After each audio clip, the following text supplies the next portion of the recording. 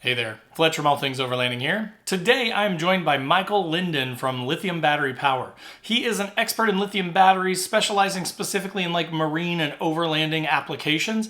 But today I wanted to pick his brain a little bit about sort of the old school, at least in my experience, I used to run like portable power banks, right? So kind of the pros and cons of those portable, like a Jackery or a Goal Zero, like a portable power bank that you can pop in and out of your vehicle that will run AC and DC, versus like a dedicated onboard system, like a dual battery or at least an AGM starter battery or something like that, right? So we're going to kind of compare the onboard, always in your vehicle systems versus the portable ones. We're going to talk about pros and cons, and we're going to kind of give our final thoughts on like which setups it's right for, the different options. So again, if you're thinking about maybe setting up a dual battery system in your vehicle versus the possibility of like a Jackery or a portable power system, this video should have a lot of great info to help you make that decision. So if you want to learn more about that stuff, stay tuned.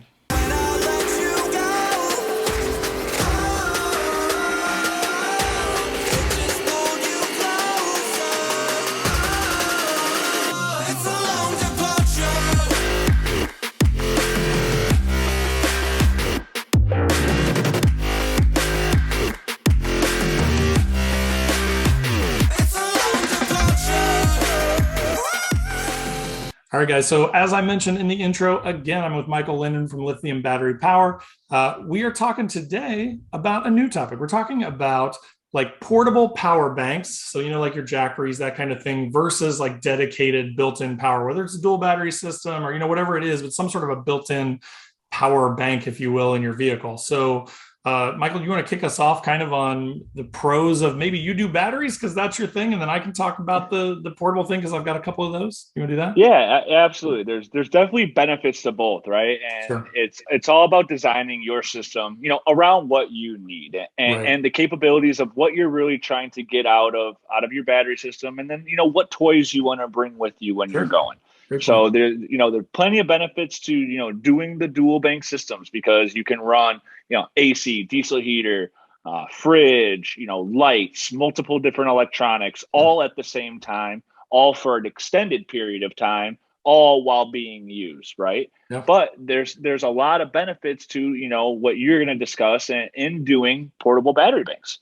Sure. And the portable battery boxes, such as Jackery, and there's a few other companies out there that make these, 750 watt, 1,000 watt, portable, battery systems, and they can, do different plugs, and from what I understand, some of them, also can incorporate solar. Yeah. Yeah. So that's kind of the one that I have is 1,000 amp hour. I always confuse amp hour and watt hour, and I don't know why I do that. It's always amp hour, right? When you're talking about a battery pack, like something like that. Mainly, but from what I've understood, the portables are on watt hour. So So maybe that's what I'm talking about. it's a Maybe that's thousand the watt difference. hour, which is equivalent to 1 kilowatt of power. Okay. So yeah. So that's what I have is an ACMO 1,000 watt hour Yes. portable power generator, as they call it, even though it doesn't generate anything, but it does accept solar. Mine does have, the whatever the MC4 or whatever they're called MC plugs. plugs, Yep. and then the folding solar panels, which is pretty cool. Like it is neat and handy, but it's also kind of a pain, right? Like I love the idea of having the mounted solar. Like I have a permanent Renogy 100 watt hour solar panel that I'm going to mount on the cab of my truck. It's Yes, always sir. going to be up there. It's always going to be pumping. Right now, I haven't driven my truck in like 3 days. I'm kind of getting a little nervous about it. I'm like, I go drive it around the block a few times and charge it up, but when the solar is on there, it's always topping it off. But with that battery pack, there are definitely a ton of pros. Like again, the portability of it, right? Like I love that I can bring it in the house if I need to. If we're having a party out back and we want to string up some lights or we want to plug in a stereo or something like that, a little portable boom box or something, we can plug stuff like that in. So you can use it portably, which is nice if you lose power or something like that.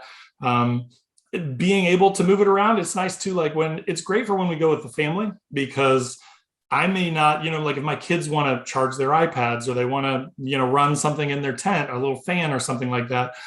We can just pop that thing out, take it over to their tent, throw it in there, and then they can do their thing versus having to be tethered to the truck. But I mean, aside from Absolutely. that, then there are definitely some cons, which like we kind of pre-talked about before this a little bit, but you want to dive into cons of, we can both talk about it, but the cons of output, right, from a portable power bank. Sometimes you run into Yeah. limitations, right?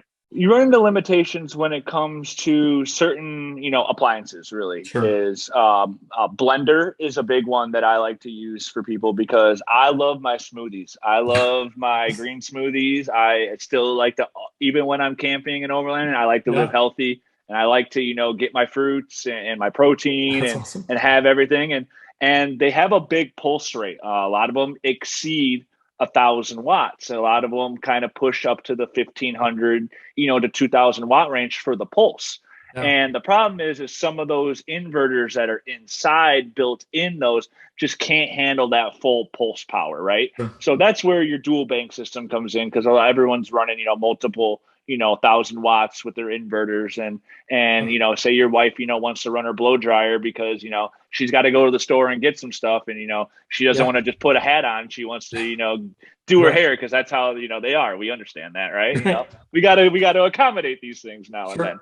Sure. So there are some limitations to those things when it comes to them. But you touched on it, is the portability aspect of when you're at base camp and you're having some people, you got a fire going, and you guys, you're a couple 100 feet away from your vehicle, and Yeah. you need to, you want to have a boom box, you want to have the kids be able to charge iPads. So there's Sure. definitely loads of benefits as well to having those portable boxes. Yeah, I started with one that is like 300-ish watt hour, and it was very inexpensive. Like at the time, what I've seen is it seems to be about $1 per watt hour is typically like the standard for the portables. So like for 300, it's normally $300, but I think I got mine for like 160, $180. Like it was Can't on go wrong. sale. It was a no name, knockoff. It looked like a Jackery kind of, but it was like Primax was the name on the Sure. box. But I mean, like I've used it. I actually use that one more than the big 1,000 watt hour one because it's plenty to charge a phone. It's really not. It's smaller. It's way lighter, right? It's easy to just take up into the tent, give to the kids, let them charge their stuff. Sometimes I'll just have them use it in the truck versus plugging 18 things and having cords going everywhere in the truck. I'll just Yep. give them that, put it in the back seat, and they can plug their stuff into it in the back seat and just use it. And then I can charge it up off solar when I get to camp or plug it into my dual battery system once that's installed, and sort of charge that back off that. But I definitely it is fascinating to me. It's kind of like the whole lithium versus AGM thing that we talked about on a previous episode, where it's like there's pros and cons to each. So there's not like a yes or no or like a perfect answer for everybody. I feel like it just depends on your setup, which I love you touched on at the beginning. Yeah, it really kind of just depends on what you're doing, and understanding exactly what you need to pull and use. And you can Yeah, always, no matter what appliances or whatever toys you're using, I mean, there's user manuals on everything that you can figure out and do the yeah, math and kind of, add up exactly kind of what are we going to be using on any given day between the kids, ourselves, and sure. that. And, another good thing for a lot of people that they can look at doing is, us overlanders, we like to use our hands. We like to build stuff, whether it's installing shocks on the car or adding bumpers. And, we like to get dirty and have fun. So Yeah, a lot of things that people can also look into doing are, building their own battery box in a sure. sense. And what I did was I took a Pelican case. A lot of us, are gun enthusiasts, and a lot of us, have some of these rugged utility style cases kind of just laying around the house. I mean, hell, you could use a toolbox, or you could use Sure. when you go fishing, you can use, your box that you use for fishing. And, what you can do is just kind of tailor what you want out of your own box, and, figure out how much amp hours you need and get a battery that fits in your box. And you can kind of wire it up and Yeah, drill some holes, get these, marine USB plugs and AC outlet plugs that you can just get off of Amazon for a sure. marine. And you can take it and build a box really for your own needs that can kind of be as rugged as you want. And I Yeah, built one that you can run a kayak on, that you could have nice. 6 USBs, and you can do all this different stuff with it, with a nice little multimeter. So you can track all your voltage, track your amp draw and everything. Yeah, And all in all, I built the case at a normal retail price, $300, from nice. between a battery, some plugs off of Amazon, and then, obviously got the tools around the house, and Yeah, just kind of built it myself. And, I put it on showcase at the More Expo there, and nice. everyone loved it. And it was the same idea of, exactly, it's about $1 a watt hour when you're buying a Yeah, big retail box, and you can kind of build them yourselves for almost yeah. half the price for what you really would want. Yeah, no, that's a great idea. I mean, It's funny because when I had my previous truck, I had an Xterra, and I did because I was cheap, and I'm still cheap. Don't do no, no. I'm not going to act like I've changed. I'm still cheap. We can all be frugal, right? Hey, it's Right, okay. right. But I bought one of those. I bought like a 35 amp hour lithium, little like a trolling motor battery, right? And it wouldn't didn't have a ton of ways to discharge. But I mean, when you really think about it, like even if you have 100 amp hour AGM battery, if you're getting 45-ish%, maybe you round up even and call it 50 amp hours that you can discharge out of it. I wasn't far off on that if you're counting the 95% of the 35 amp hour, right? But Right. I would use that all the time. And I had my solar plugged in through just a old school controller to just kind of keep it topped off and keep it Yep. charging. And if it was a sunny day, I could run, a bunch of electronics off of it. I could charge my phone. I just used it kind of as like a little in and out to just keep small electronics charged. And it was totally separate, totally dedicated. It was built into my drawer system in the back of the truck. So like, again, when I get to camp, I open up the back, I had a drawer system. So I had like my slide outs out with my fridge so I could get to beers and stuff, right? And stove to cook. And just right there Sure. was like you said on Amazon, like I bought a power panel with a little voltmeter and a Yeah. couple plugs and stuff in it, wired it up to that little battery in a box and called it good. And I was probably all in 120 bucks into that whole thing. And now it wouldn't run a fridge for very long or anything, but for what I needed it for, it was perfect. And it was awesome. Exactly, and that's where I was going. So I built mine with a 20 amp hour battery. Nice. But I know, obviously, we build ours so I could play around a little more. But the whole thing Yeah. was DC to DC. I put no inverter on it. I did all just DC power, and I Yeah. was able to get 6 USBs, a couple USB Cs, an AC outlet, two terminals. Nice. And with the math I did, you could run, a 12-volt trolling motor. I mean, you could run it for a few hours. So Wow. if you would do the equivalent, you could easily, run the fridge off of it for a little bit. And now I Yeah. didn't do any solar power into that one. There's obviously ways to do it. I built in just a little 6 amp charger that you could just do AC. I did a NOCO AC Yeah. adapter. So from the outside, it's waterproof, and you could just plug a little extension cord in it and run it Nice. off your dual or Yeah. whatever. But exactly, it's just meant to be a portable system. So you got it when you're out running around doing whatever. You can just carry it with you and go. Yeah. Yeah. I love that.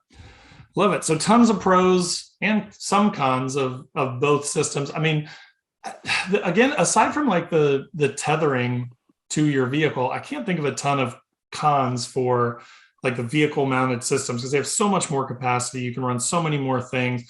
There's tons of room for capacity. I mean, a con, I guess, would be expense, right? So like if you take all my stuff times 2 batteries plus the red arc stuff, I mean, that gets pretty pricey. It gets a little Gets hefty. pricey. So there's the price, and then the other con is space. So Yeah. what if you have a Jeep Wrangler and you don't have a Yeah. bed in the truck, and you don't have, building a little portable battery box or getting those portable systems Yeah. really does help because you're really cramped for space Yeah. depending on what you're driving. I mean, a lot of people have SUVs, and with your gear, your clothes, and Yep. everything you do, you really don't have a ton of space to build entire systems, Yeah. especially when you have kids. So it's not like you can take the back seat out and then you got all this space to kind of do it. I mean, a lot of us are, taking other people with us, and we Yeah. want to be able to have that back row of seating as well. So, the portable systems really come into when you're cramped for space as well. Yeah. Yeah. No, that's a great point. And especially in like a Pelican box, if you've got the right, plugs on it that are waterproof or marine grade type things, like you could strap that to the outside of your vehicle or the roof of your rooftop tent or whatever you want to do. So, Oh, 100%. They're made, that's it, exactly. They're made to get beat up, and they're yeah. made to, right. And that's why I try to do a lot of things around marine when it comes to overlanding, because marine Yeah. stuff is built so tough because it's meant to take a beating when you're on the water. It's meant for Yeah. high pressure, high density stuff. And then it's meant for waterproofing, meant for Yeah. weatherproofing. So using marine grade stuff in overlanding is definitely very beneficial. Yeah. That's a great point. That's a great point. So do we want to kind of end with final thoughts here? Like, I mean, we kind of touched on, I think it's pretty evident what we kind of both think, but you want to go first with your kind of final, like, what would you do? I guess you've already said it, but based on Yeah, your setup, what would you if it do? were me, if I could afford it, obviously I would definitely be using a red arc system with lithium. That way I can charge my battery bank DC to DC from my alternator, be able to track it all properly. I mean, the company makes fantastic gear, fantastic products, made in Yep. Australia, so they're rugged, used to it. If I didn't have that though, utilizing maybe two different style of portable banks, meaning one like yourself that's, it's 1,000 watt hours. You can run a lot of stuff off it, but then also using like a small one like the 300. So, you can run your stuff off of that, and then the kids still got something to play with, and they can, charge their stuff as well. So really just depends on, the space you have available. And if you do have the available space, utilizing a dual bank battery system that you can charge off that with the portable, is the way to go. But, if you're in a Wrangler, you're in a 4Runner or something, you don't have the space, utilizing a dual portable could be, it's really all you might really need, actually. Yeah. Yeah. And I think that is pretty much what I'm thinking. I mean, my whole setup is I want a permanent sort of solar charged dual battery setup that's, controlled and viewable through the Red Vision stuff. That's like my preference, but then I will probably always take a small portable power bank with me just for that stuff we talked about, right? Giving it to the kids when they're out at camp, or using it to charge small electronics up in the tent, or, whatever that sort of need is, or like you said, we bring friends, right? And not all of them are as prepared. Like, I'm really into this stuff, so I've got a ton of gear, but I have a bunch of buddies that have like Mazda 3s, and they're like, let's go camping. So I'm like, here you go, use this. Here's my air compressor, use that. Like, if I have portable stuff, it has other benefits. And I was just going to say, we always are here to help people, and we always run into people when we're out, right? You're always going to run into someone. Hey, you meet someone at camp that you didn't even come with, and they might need help, and they might need something, and you got an extra little portable box there that you think, hey, brother, here you go. Go ahead and use this, get charged up, and use it, Yeah. Great point. Cool. Well, I think that kind of wraps it up for this episode. So again, thank you, Michael, for being with us. I will put links in the description to Lithium Battery Power and all your stuff, so people can go check you out. Obviously, guys, I mean, they have high quality stuff, awesome lithium, primarily all lithium stuff, right? So if you're looking for lithium stuff, definitely check them out. As always, of course, in the description will be links to Facebook, Instagram, podcast if you're on YouTube if you're on podcast. Patreon page, the newbie overlanders group too, totally free to join on Facebook. If you're on Facebook, come and hang out. But as always, thanks for watching, thanks for listening, and we will see you guys next week. Thanks a lot, Jason.